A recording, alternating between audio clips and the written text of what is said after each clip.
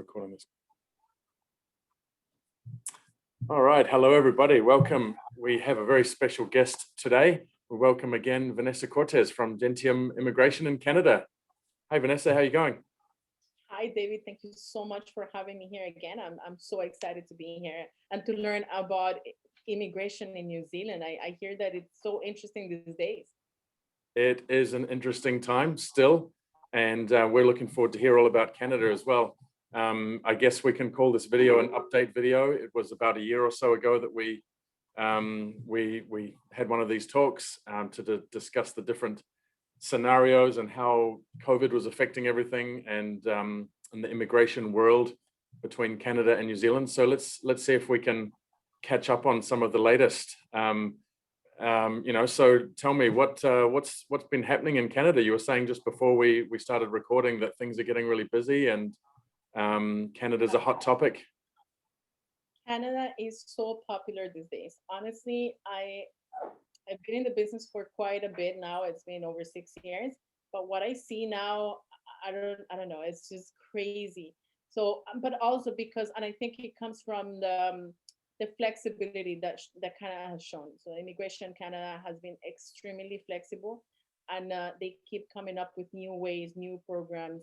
For instance, for temporary workers and temporary students here, they've opened different streams of permanent residents, six different streams. So for us, it's like Christmas, right? 6 different streams with completely new conditions and very low requirements. So basically, you have to be working at the moment that you apply in Canada with a work permit, and that basically it, and you have to demonstrate the language, and that's it. Honestly, it's been crazy. Over 90,000 people are being selected in the next few months between May 1st and November. Yes, it's honestly, Canada is super flexible. And that's amazing. Yeah. So for instance, since last year, we only had about 3 or 4 months of not students coming in. Same thing with workers. And besides that, people are coming into the country, it's all happening, and they spend their 2 weeks in quarantine and then just continue on with their lives. Exactly. So you have to bring in a quarantine plan. So you have to tell them where you're going to stay, how you're going to get your food, how you're not going to be in contact with other people. But other than that, if you have a study permit that's approved and you have a work permit, so it has to be a valid reason. Anything that's tourism, it's still closed. We still don't have a way in through that. Right. There's no general tourism. Yeah. No general tourism. We're still opening up slowly. But everything else is wide open. And like I said, they're just more and more flexible. And so I know that New Zealand, we talked about it last time, is that they have a system, a point system where they select people, right? So we have the same thing. It's a little bit different in requirements, but they're inviting people nonstop. So we have 2 or 3, even up to 4 rounds a month. And it went super low. Even one of them went to, I'm not sure if you're familiar, but it's a point system. And it went to 75 points. It went that low in February. So it's a flexible, adjustable point system, which means that they will select lower depending on how many people in the pool or something like that. No, they were just like, oh, we did not get enough immigrants last year, right. So we need to fill the quota, and so they lowered the points. And so many people that thought I don't have a chance at all because my score is below 300 or below 350. There's no way they're gonna select me. Well, it was 75 for that one day, and it was crazy the amount of applications that went through, because the way they do it is anyone on that score, so 75 and over, will get selected to apply for permanent residence.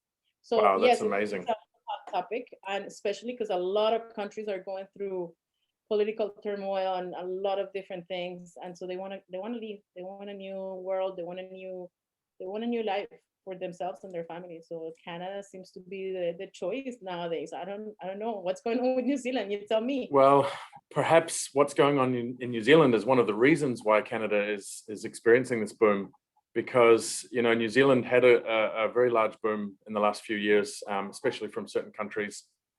China's one of them, but India's a big one. The student visa market and then obviously the student pathway to residence market coming from India, particularly the northern provinces of India or the northern states. And what we're noticing here is that everybody's talking about Canada because they can't get through to New Zealand. New Zealand is still basically closed to the world. We have our expression of interest pool, which is the point system that you mentioned. It's still closed, and it has been since March April last year when they closed it off. And the worst part is that the government is, well, the Minister of Immigration appears to be absent, and the government's not really giving any indication about what their plan is, other than announcements about coming announcements.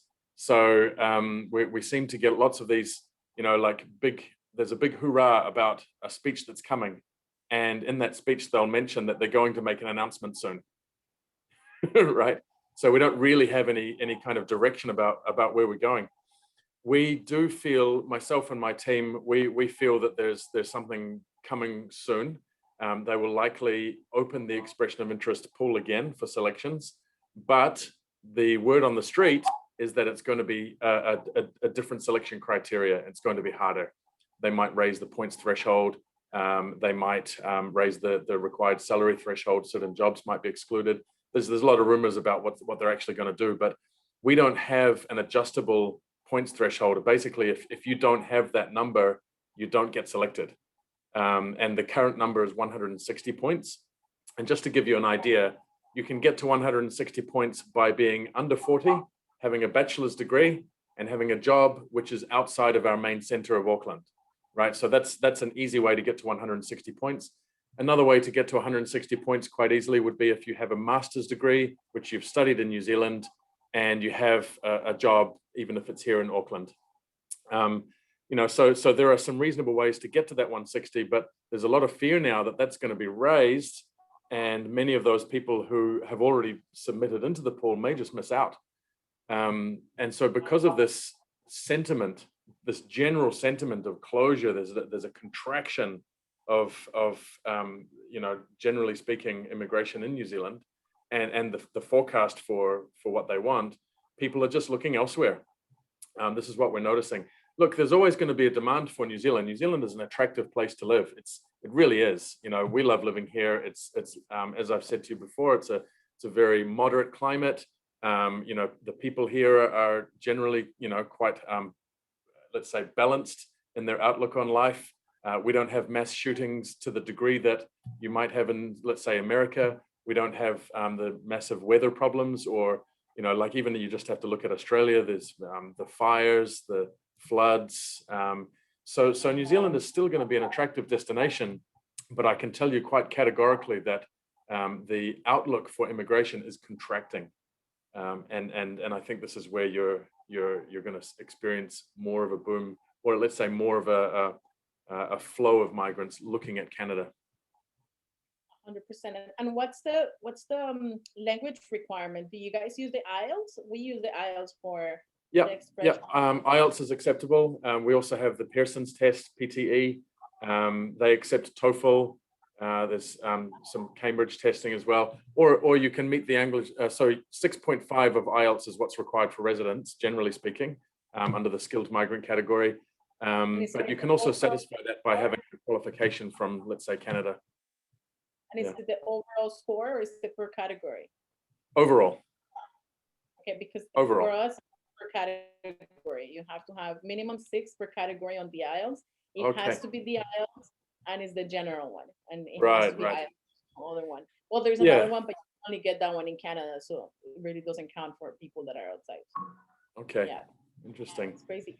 And if somebody wants to go to New Zealand to study, what are they expecting to pay as a study program, let's say for, I don't know, 2 years? Okay, so the study pathways are also something that is contracting. And in the past, you could find yourself eligible for residence in New Zealand through a pathway of coming in, doing something like what we would call a level 5 or level 6 diploma that might cost you 10 or 15,000 New Zealand dollars.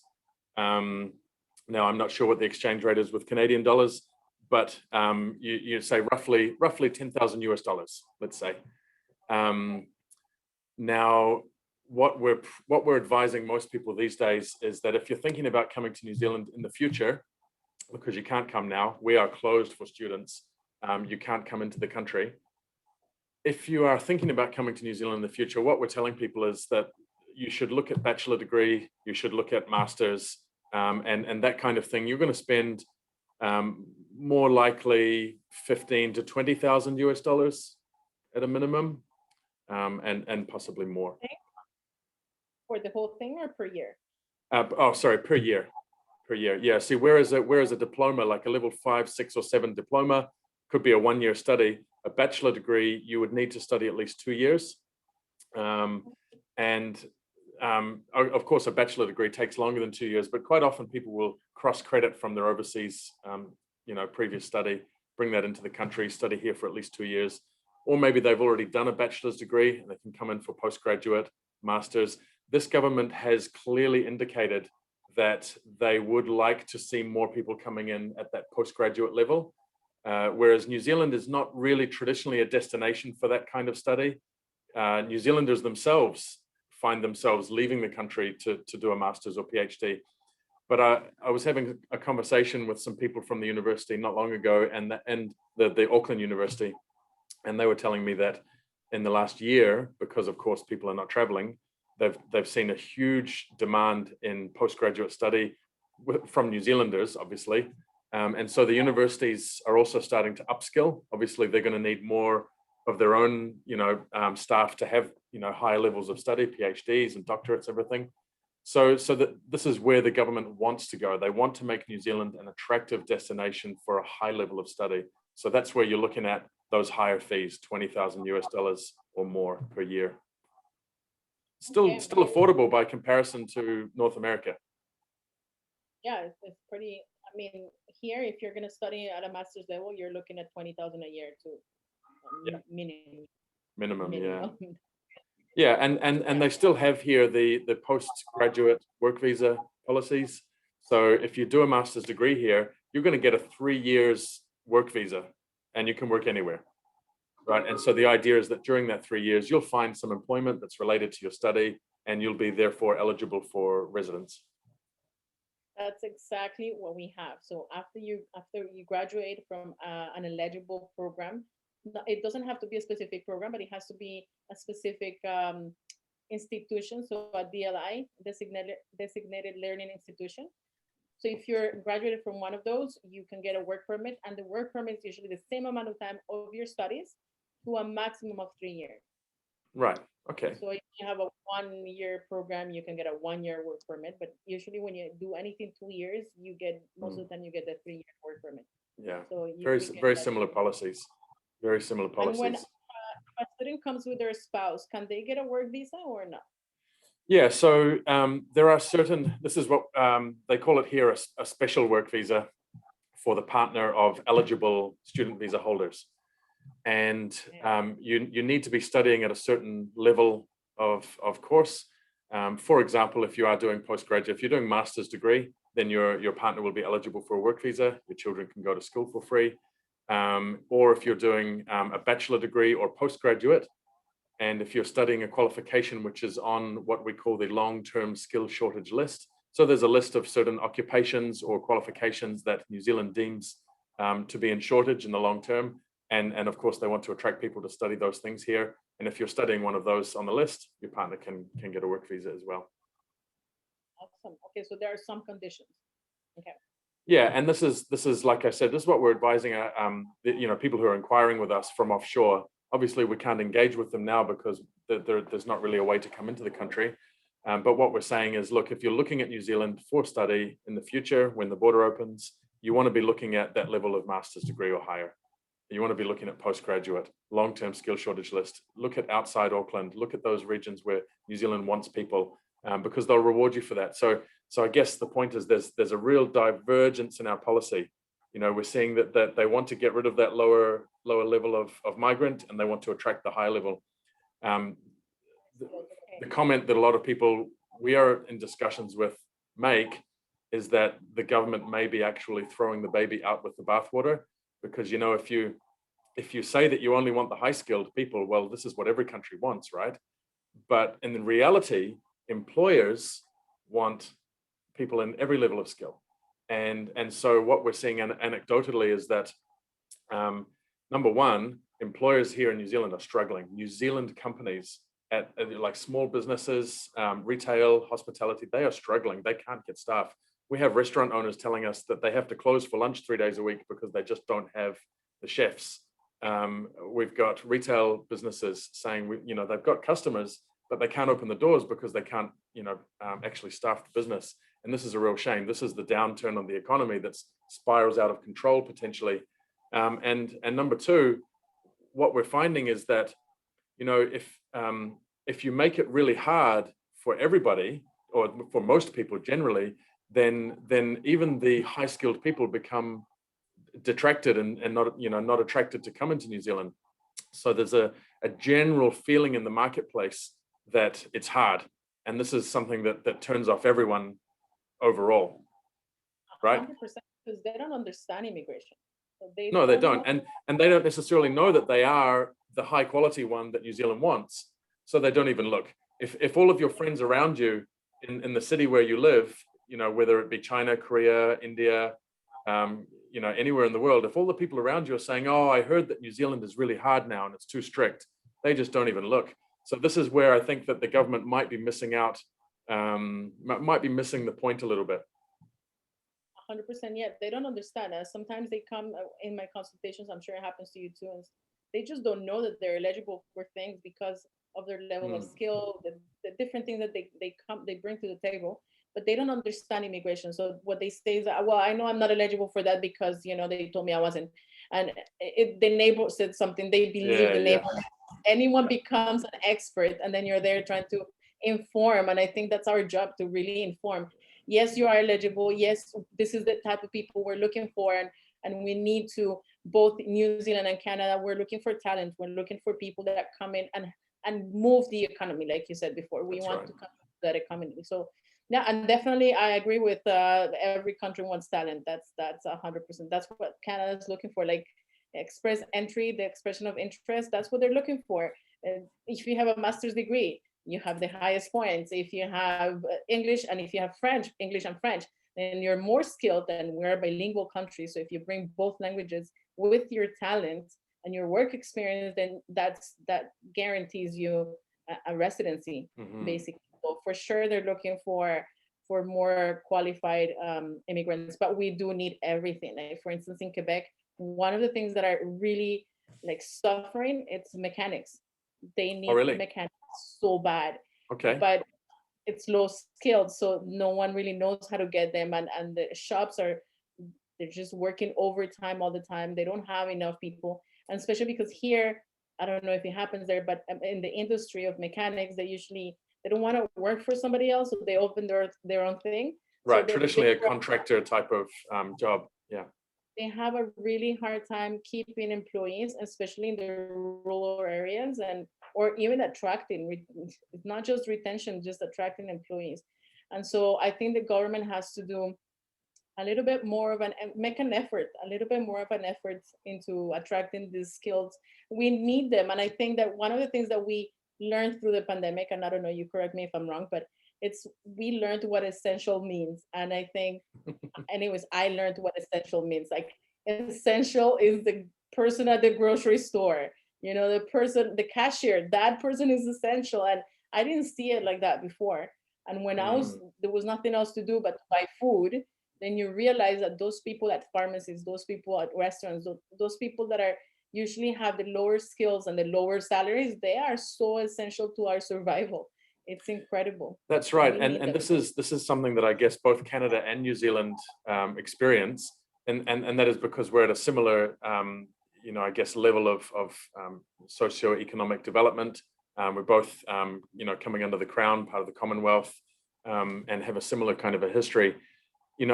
As society becomes more and more civilized and socialized, then our children don't want those jobs. They start to have higher expectations for their life. They have loftier goals. They dream about being, lecturers, engineers, doctors. They dream about being entrepreneurs and lawyers. yeah, exactly. So whereas 100 years ago, even 50 years ago, our countries were different, and you know, young people would be happy to be a mechanic, a retail worker for life, you know, a farmer. 20 years employment. In Exactly. Canada, people switch jobs every 7 years. They switch jobs, Mm. and grocery stores are, or those jobs in retail and all of that. Those are student jobs. You Yep. work there when you're in university.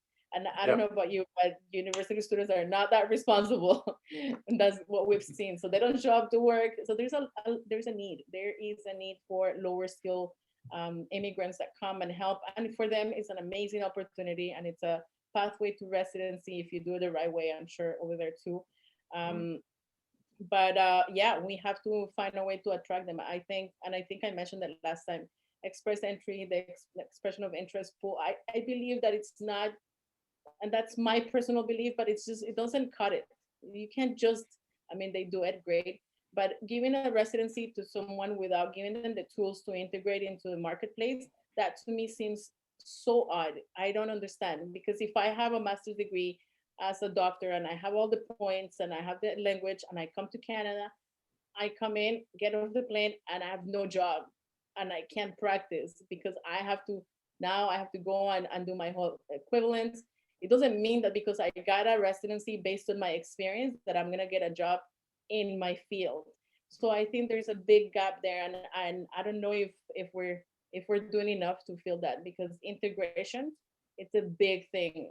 We do so much to get them here, but then Mm. they're gonna get bored. Some of them leave because they don't get what they were in a I see quote what you mean. unquote. So what you're saying is that these programs seem to be easy and good for the migrant to come into the country, but the issue is that, of course, it's not linked to a job necessarily. So once they're in, they might end up, you might end up having too many Uber drivers.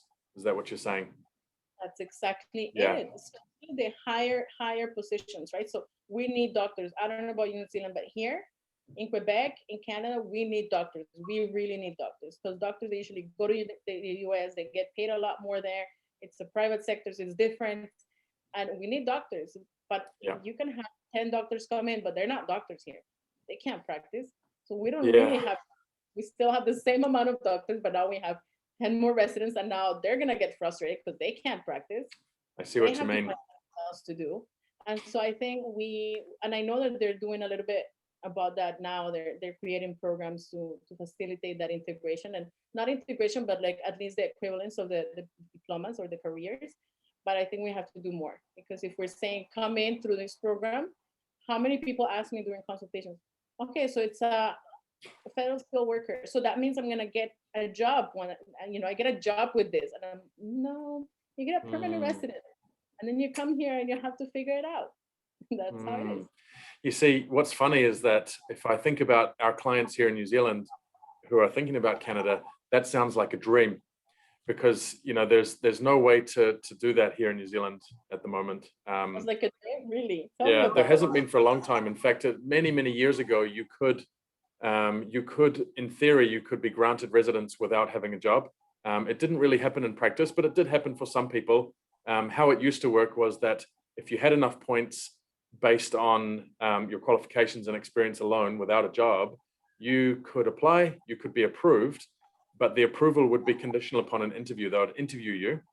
And if they felt that you met a certain settlement criteria, they would just grant you residence. So let's say if you come from a background where it seemed like you could fit into New Zealand, maybe English speaking background, and maybe you're a doctor and engineer, and they just thought, oh, you'll get a job, you'll be fine, they would give you residence. But in most cases, what they would give you instead is a 9 months, like a kind of a settlement residence visa. And during that 9 months, you had to find a job that was related to your background. And if you found that job, then you'd be given residence. And so now it's still the same like that, but only they don't do the interview, and there's no option for granting outright. You can apply with enough points, even if you don't have a job offer, but you won't be granted residence until you actually get that job. They give you a visa to come into the country, find the job, and if you don't find the job in 9 months, goodbye, see you later. So it's quite strict, and we usually tell people, even if you're eligible without the job, you better start looking for the job anyway, because without it, you're just not going to be able to settle. Okay, so no, our system is completely different. You can apply from outside. You can apply from outside, and if you meet the points and they invite you, you can come in with a permanent residence within 9 months because it's a really fast process. But then you get here, and part of our job here at Gentium is to help them integrate, and we set the Mm, expectations at the right level where you're a doctor, you're not going to be a doctor here. We're going to figure out something different and get them to do their CVs or resumes in a Canadian way. A lot of them have a very different right. design in their countries. So, but they can be granted permanent residence from outside. The minimum requirements are minimum 1 full year of work experience in a skilled position. So anything that's professional, technical, or supervisories, and you have to have the level minimum 6 per category.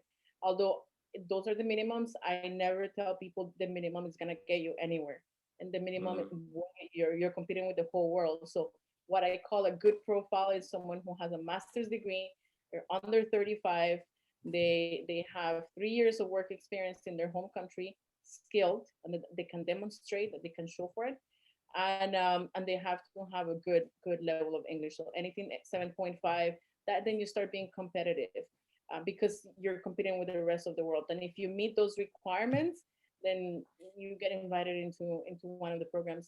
okay, And so a master's degree, 3 years experience, under the age of 35, a high level of English at 7.5 on IELTS, minimum, and then you're almost guaranteed to get it.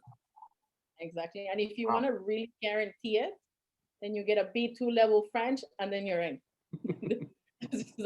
Even if you don't have a master's degree, if it's just a bachelor's degree, if you have both languages, that's what they want. Yeah. And Yeah, then you're I think there are a lot of people following us at the moment who are offshore, not in New Zealand, those who are looking at us because they're thinking about New Zealand. And we are receiving more and more inquiries about, whether we help with Canada as well. And I think a lot of those people will be looking at this and thinking to themselves, hey, that sounds great. Maybe instead of waiting for a year or 2 years to try to be eligible in New Zealand, I can just do an extra 1 year of study in my home country, complete that master's degree, get the higher level of English, and then apply for Canada. It makes sense. It makes sense. Now, I would, if you're telling me that they have to complete a master's degree, I would tell them no, don't complete a No, master's degree. Do the French instead. do the French instead. If you want a guarantee, do the French instead of a master's degree. You're Wow. gonna take the same amount of time, and even less if you're really, really committed and determined. I've had clients from zero to a B2 level in 6 months, Wow. certified with a certification like the equivalence of an IELTS but in French, right? And Okay. so for those people that are looking at Canada in that way, yes, it is doable, but you have to commit yourself and you have to do the work. Because if without the language certificates, we don't have anything, right? Yeah. Well, that's tough though, because, maybe for some people French is okay, but for most, la langue française, c'est très difficile. Mais non, c'est très facile. Although it's not easy, but I think that if you want something, and that's the way I see it, David, most people are looking for a better life, right? They're looking for Yeah. a new life, not just for themselves, for their kids, for their future generations. And I think if you really, really want something, you're gonna make it happen. I learned English. I was 20 years old. It can happen. It can be done. It's not easy. Nothing is easy in life, but and immigrating or migrating to any country is difficult. So I think that it's gonna take off of, if you're, at least you have a permanent residence, it's gonna take that stress from your head that you're not permanent. You're permanent. And if I have to learn French for a year to become that, I think it's a fair trade. I don't know. I don't Yeah. know. Yeah. But for me, it makes sense. So yeah, but I wanted to ask you because I saw last year a lot of people who were on study permits or even work permits, and they went to their country for vacation or whatnot. They were not allowed Yeah. to come back. What happened to that? Are they still out? Were they able to come in and get their stuff? I saw a lot of stories, and I'm intrigued. I'm intrigued to know what happened with that. Yeah, look, this is something that some people are calling it a humanitarian crisis. I'm not sure if I would say it's a humanitarian crisis, but definitely it comes into the realm of these humanitarian issues because the New Zealand government, in my opinion, has been quite irresponsible in how they have dealt with these migrants stuck offshore. And we've had discussions with members of parliament. We've had members of parliament in our office to discuss some of these issues to take back to parliament. There are some who are very vocal, against what the government has done or not done. In this case, not done, actually, because they're not doing anything. What basically happened, if I just sort of can recap on it, is they closed the border and they restricted everybody from coming into the country if you weren't citizen or resident. And then, of course, slowly over time, they have expanded the categories of people who can come in very slowly. And so now it includes, obviously, partners of residents, people. They've brought in now a category of people who held a visa at the time of being outside New Zealand when the border closed. And as long as their visa either was valid until a certain time or they had applied before a certain time for a renewal of the visa, then they're allowed to come. But this very narrow category, the ones who are really suffering the most, in my opinion, are two types. The first one is those that you've mentioned who they held their post-study visa, which is an open visa. It's not linked to any employer. And so because of that, they are not eligible under any of these entry criteria. And they may have just completed their studies. And because they finished their 2 years of study, they took a holiday home and they've got their 3-year visa, but now it's just whittling away. Nothing's happening, right? And many of those people, it wasn't a 3-year visa, it was 1 or 2, and it's now expired. And they just have no hope of coming back now. And if they come from a country like India, they won't have any way to come back. There's no visa waiver. They can't just come into the country to look for a job. They're going to find it hard to find a job. They're not going to be eligible for any visa. So they've basically lost and wasted that 1 or 2 years of their life, which is normally what many of them will use to earn the money to pay back the loans that they took out to undertake the study in the first place. So that's one category of people who are really suffering. The second one is those who are in a partnership, marriage or otherwise, but that partnership has come about after the border closure, or they haven't held a visa based on that partnership before the border closure. So we have many clients who are, let's say there's a New Zealand citizen or resident who goes back home to their country to meet and marry their partner. And you might be aware, I'm sure you are, that in many countries they still have arranged marriages. So these are genuine partnerships. They're genuine. They're likely to endure. They're stable. All the things that normally meet the requirement of partnership. But because they have traveled back home during this last year of the pandemic to essentially fetch the partner, Immigration New Zealand is saying, no, you do not meet the requirement of living together, which is a requirement for a partnership. And we say, well, hang on a second, they're living together physically, they're in the same house. They got married 3 months ago and they live together. But the answer that we get from Immigration New Zealand is that, well, no, because the New Zealand partner has here a house and a job and they've gone back home for a holiday, so it's not living together. And so now we have, this is where it borders on the humanitarian, because we have people, some of whom have great jobs here in New Zealand, and they're having to leave their jobs, resign from their job, because they have to choose between keeping the job or keeping their marriage. And even still, we're not given any guideline as to how long they're going to have to stay there before they can come back, right? Is it 6 months? Is it 7 months? Is it 7 months and 1 day? 7 months and 2 days, 3 days? Where's the line? And because it's not something that's written into the policy as a strict requirement of months or days, it's written into the policy in very broad terms. Like an immigration officer must be satisfied that the couple is living together in a genuine state. And there's a whole lot of wording around how this is assessed. So it comes down to the discretion of the decision maker. And what we're finding is that immigration officers are taking a blanket approach of essentially deferring to the politicians and just saying, hey, it's out of our hands. We're just following what we think the government wants us to do. And in my opinion, this is an unlawful fettering of discretion, to put it legally. And I think that there's a case to be made against this if someone's prepared to take it further up the chain of the tribunals and the courts.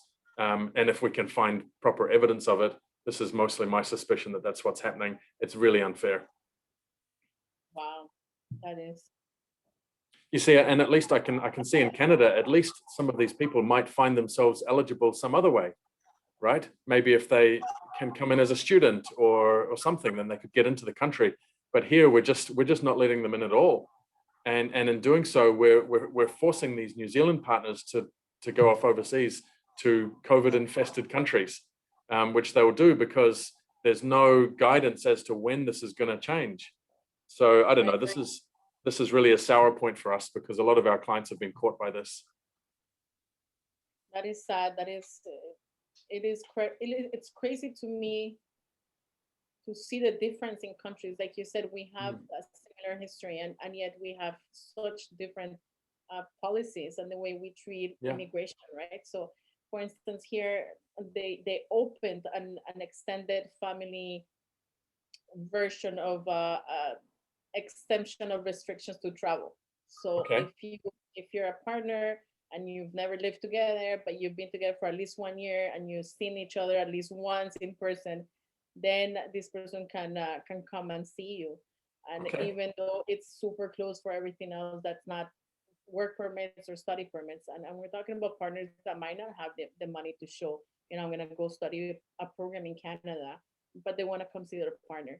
So we have, like I said, honestly, I've been really surprised, amazed. I don't know what the word is really at the Immigration Canada and their new policies, because they open up different things. It's a lot of work for us, a lot of work because we have to be getting updated, and sometimes our clients find out before us because I'm in consultations all day and then something happens and I'm like, right, what just happened?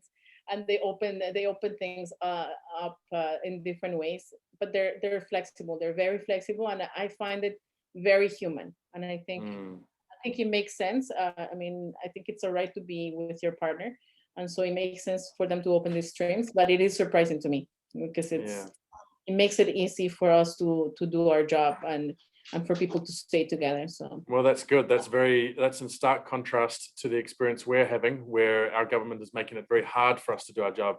We still have plenty of work, in fact, more than before the pandemic, mostly because the people who are still in New Zealand are having more trouble.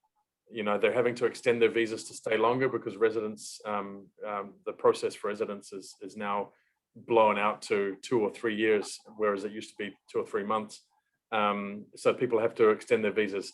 Many visas are being declined, so we're having to go through the reconsideration process, appeals. We're seeing a lot more concerns being raised in the assessment of applications. So there's a lot more, you could say, legal work in what we're doing here in the country, even though we have a closed border and no one's coming in. So, but that's quite interesting. We really are experiencing opposite approaches from our governments, aren't we? For sure. Last year we were so close. I was like you, like what you're doing right now. I was just looking inside. Who do I need to help here in Canada? They need to extend. They need to do this. And there's still a lot of work in that area. I've seen a big influx of people wanting to come to Canada, which is they saw it's open. Okay, let's go to Canada. And like I said, the political climates in so many countries are just a little bit crazy right now, which really influences and motivates people who want to change their lives and they want to go to a new country, and they don't mind the cold. They don't mind the weather. I think they're gonna mind here. Right now it's summer, it's really hot, so it's good. But right now it's winter for you, right? It's winter here, yeah, it's cold. And sometimes the way that people talk about Canada in their migrant community, it makes me think maybe I should move to Canada too. It's beautiful. I have to go see you, but now you're telling me I'm not allowed. So I'm no, you can't come. You can't come. No, you most likely would not fall under any of the exemptions.